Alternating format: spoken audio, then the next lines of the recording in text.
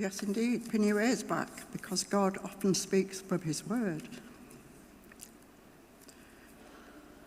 And the word today is from John's Gospel, chapter 10, beginning at verse 11.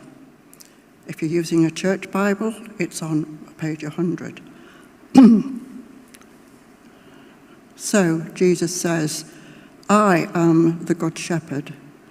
The good shepherd lays down his life for the sheep. The hired hand, who is not the shepherd and does not own the sheep, sees the wolf coming and leaves the sheep and runs away. And the wolf snatches them and scatters them. The hired hand runs away because he does not own the sheep and does not care for the sheep. I am the good shepherd. I know my own, and my own know me. Just as the Father knows me, and I know the Father. And I lay down my life for the sheep. I have other sheep that do not belong to this fold.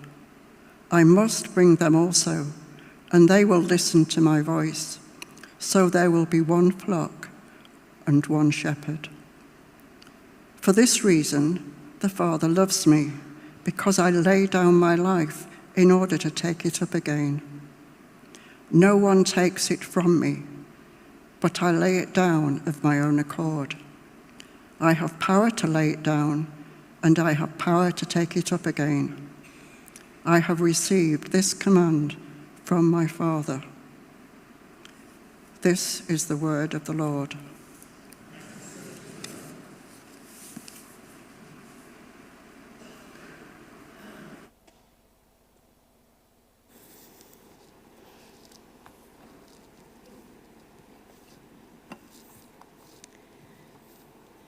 Good morning.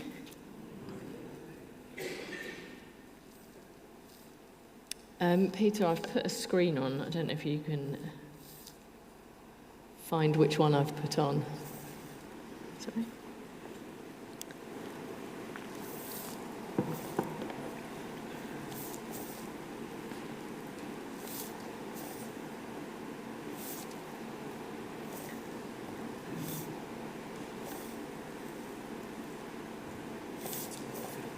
You feel about that? Perfect.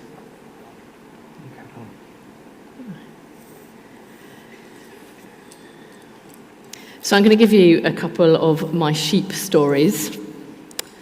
Do bear them in mind as we go through the rest of this morning. So first of all, a few years ago, I remember being stuck in traffic coming back from Chatsworth. And the hold-up was caused by a couple of stray sheep in the road.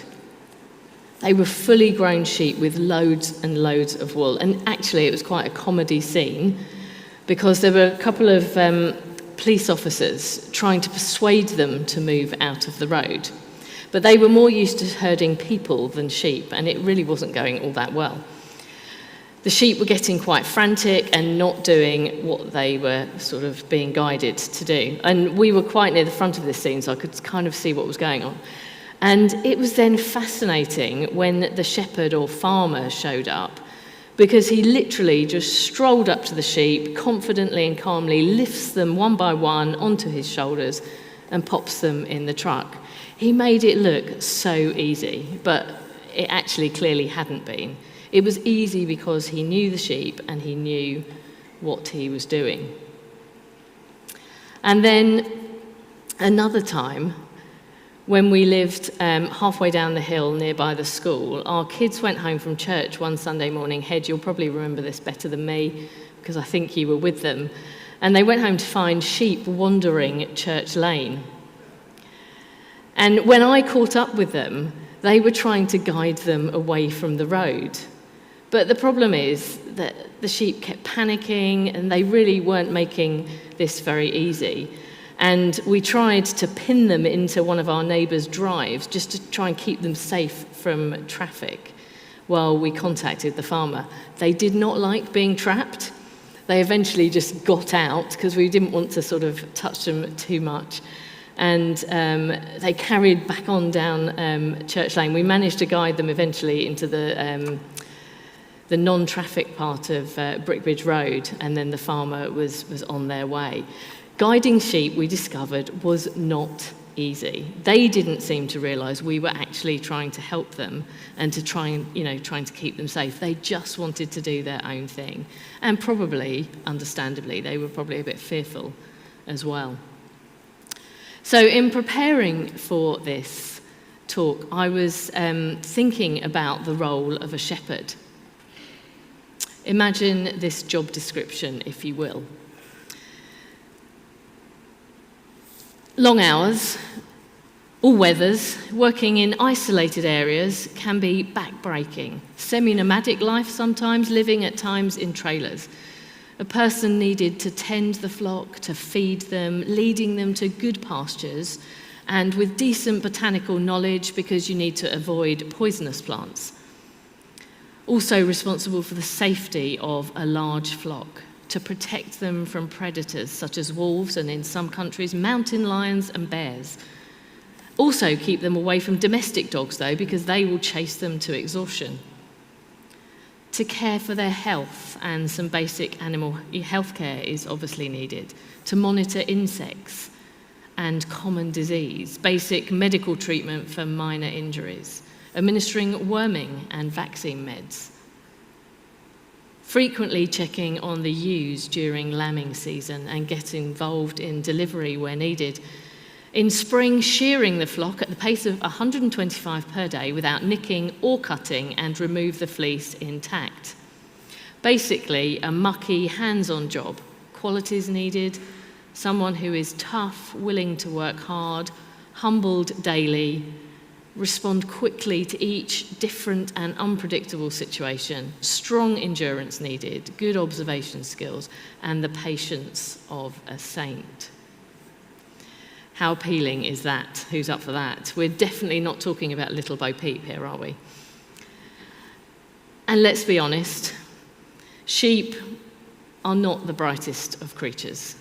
So I wonder how keen we are for this analogy. Because if Jesus is the shepherd, we are the not-so-bright sheep. I wonder if we prefer to think of ourselves as capable enough to not really need a shepherd, apart from, of course, in those difficult moments.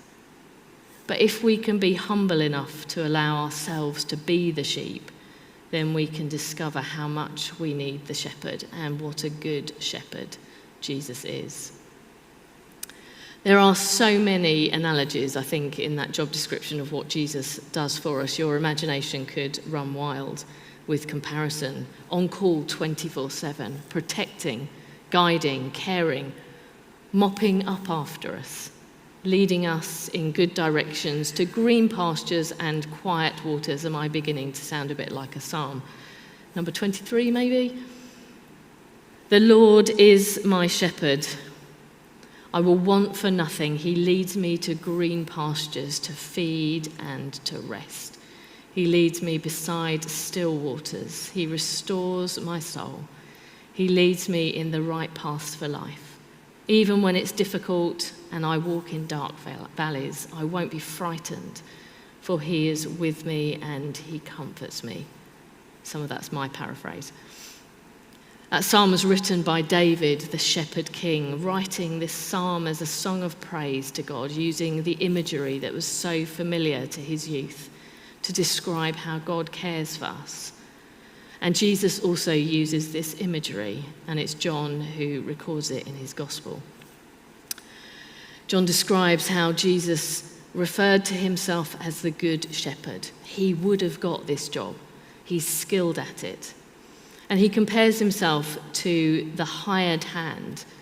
This comparison would have been really familiar to Jewish readers, because this contrast is also found in the prophetic literature of Ezekiel 34. And I love how Jesus often uses imagery familiar to his listeners from their scripture and demonstrates then how he fits these pictures fully. So Ezekiel was asked to prophesy against the false shepherds, and this is part of what he says. This is what the sovereign Lord says: "Woe to you, shepherds of Israel, who only take care of yourselves. Should not shepherds take care of the flock? You eat the curds, clothe yourselves with the wool, and slaughter the choice animals, but you do not care for the flock. You have not strengthened the weak or healed the sick or bound up the injured. You have not brought back the strays or searched for the lost. You have ruled them harshly and brutally, so they were scattered because there was no shepherd. And when they were scattered, they became food for all the wild animals. My sheep wandered over all the mountains and on every high hill. They were scattered over the whole earth, and no one searched or looked for them. In other words, these shepherds were in it for themselves, for what they could get out of it, not for love of the sheep, but for money and the other benefits. And of course, he's not speaking of literal shepherds, but of the leaders of people and what they have failed to do for the people. But Ezekiel then pointed to God as the true shepherd, with this promise from God. And this is what he says. He says, "For this is what the sovereign Lord says, I myself will search for my sheep and look after them.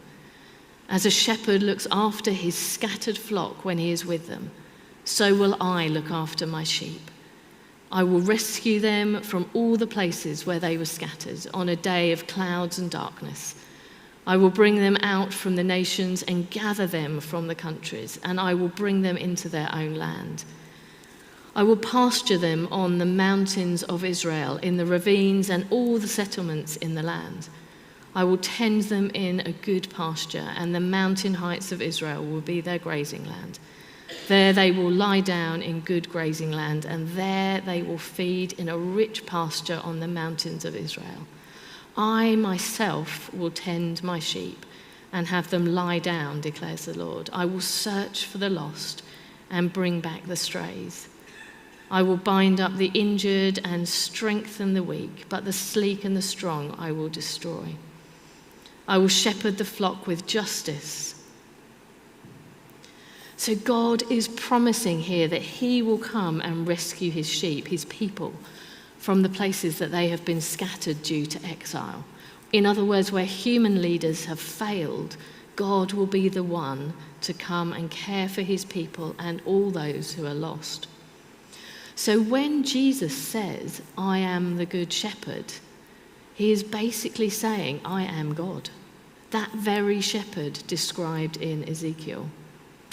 And the phrase good in English kind of undersells what Jesus is saying.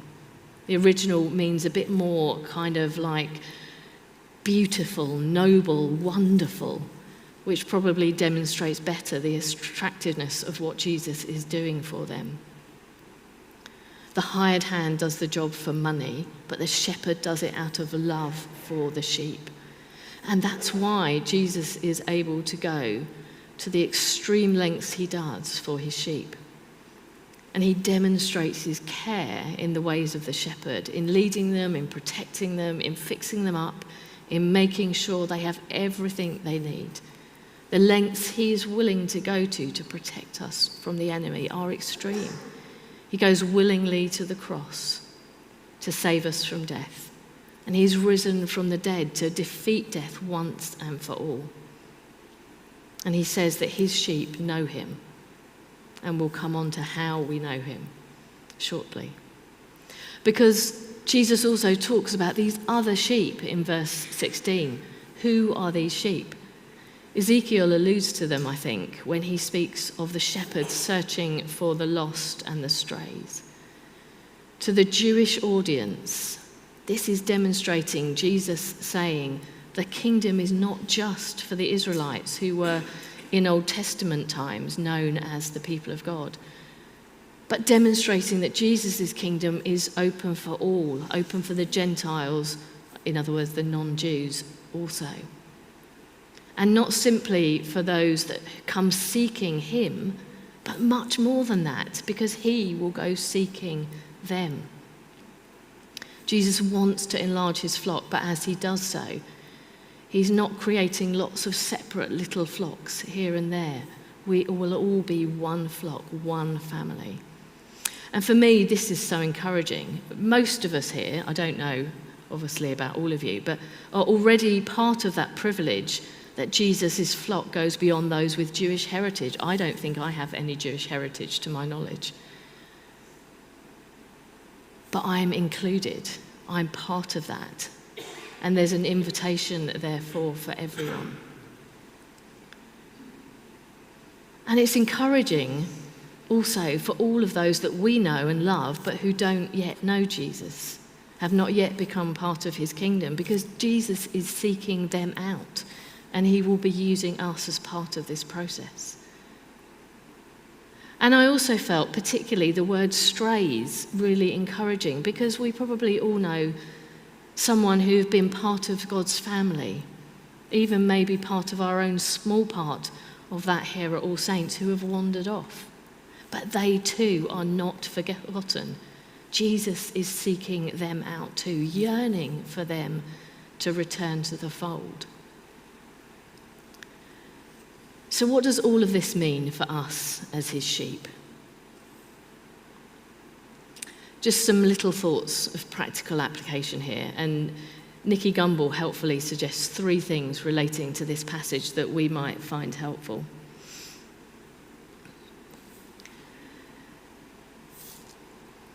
So, being part of his flock means that we get to enjoy fullness of life in relationship with the shepherd. John chapter 10, verse 10, which is literally the verse just before we heard read to us by Linda this morning, it says, "I have come that you might have life and have it to the full." So I think the best way we can have fullness of life is to live closely with the shepherd and follow his lead. We can only know his voice, learn to recognize it through relationship. And there's a real intimacy in that relationship. Jesus says he knows his sheep like the Father knows him. That's kind of amazing. He knows us as well as he and God know one another.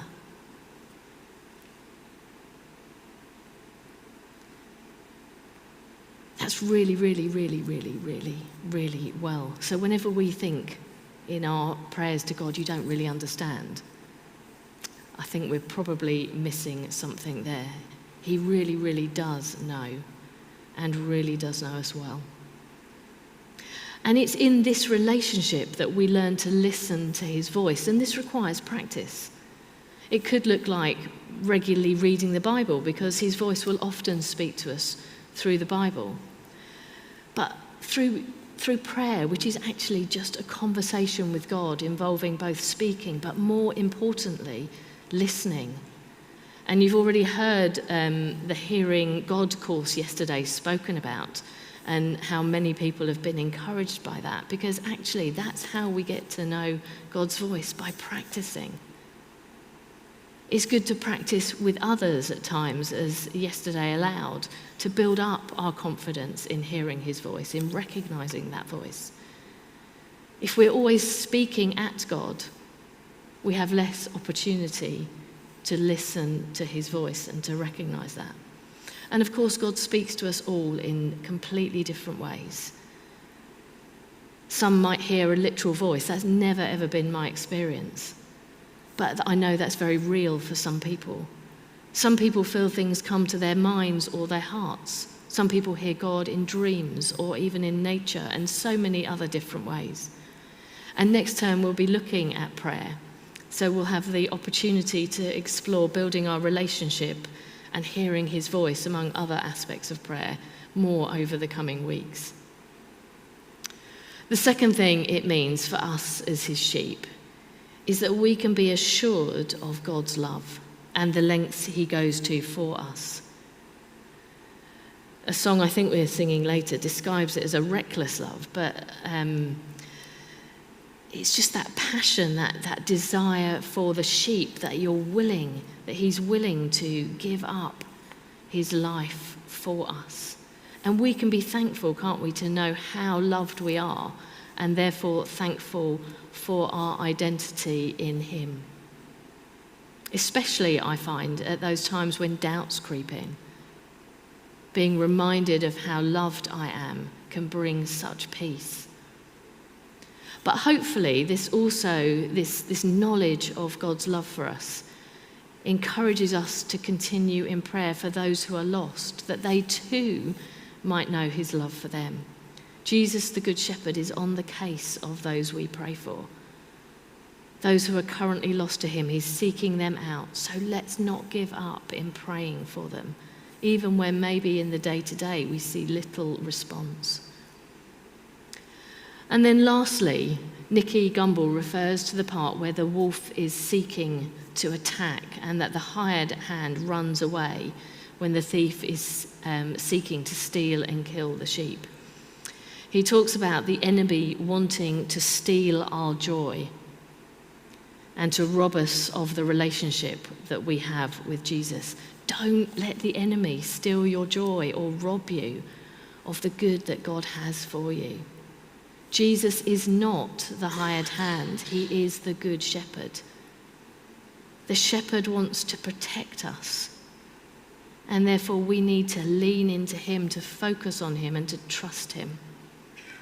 When we stop trusting, I think, and we start to stray away from his care, maybe go to a corner of the field, it makes us more vulnerable for the enemy being able to break in and trying to rob us of the shepherd's care. Stay close to him. When doubts or troubles come, look to him to help us in them. Do you remember the stories that I mentioned earlier of my kids trying to guide the sheep to safety or the police trying to protect them? The sheep panic. They don't make it easy on those coming to their aid. And I wonder if sometimes, particularly in difficult times, we behave like that with Jesus. We start panicking. We start trying to solve things ourselves. We forget who he is, that he is the Good Shepherd. When we don't trust in Jesus and calmly stay close to him, that's when our joy is stolen. Trust is not just a head belief, but it's a choice, a conscious choice of will, time and again. When I'm doubting or feeling insecure, I have to remind myself, and it's not always quick that I'm able to do that, but I have to remind myself that I need to choose to trust him and leave things in Jesus' control. Just like a sheep, I need to follow him. Being a shepherd is a big task, isn't it? We, the sheep, are not that bright, but we can be so thankful that Jesus is that shepherd that knows what he's doing. Jesus has demonstrated that in the passage, but also he's demonstrated that in the experience of anyone who's followed him for a long time. He's highly experienced, highly practiced, and he's more than earned our trust. So will we trust him for those things that we are struggling with at the moment?